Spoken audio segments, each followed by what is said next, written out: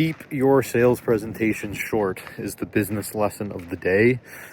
I run a $10,000 a month online coaching business that we've grown in the last 3 months or so.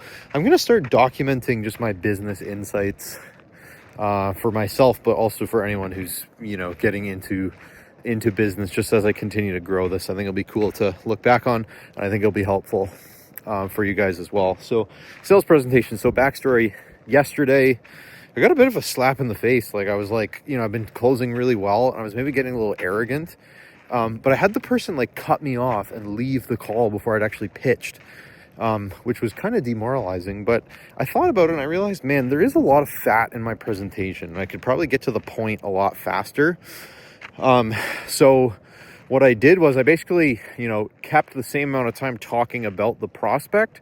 But what I did was I basically just way lowered the amount of time I talked about my service, right? Like what we do. Like in the past, I gave every single detail about everything. And I realized, I think in hindsight, we'll see how this new presentation goes, but I think in hindsight, that was a mistake because it's just confusing. It's too much detail, right? Which is not what you want. For sales, you just want clarity. So now I just focus, really uncovering pain. And then I tie my service, my solutions to the specific pain they're having.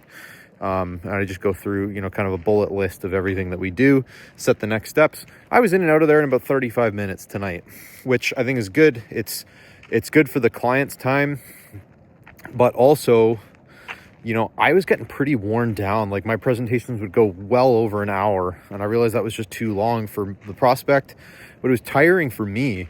So now I figure, man, that's like 3 times as efficient for as effective of a presentation. That's a pretty big breakthrough in the business. So that's what I would say when you're new to business, you're probably excited about your product, you want to tell them everything.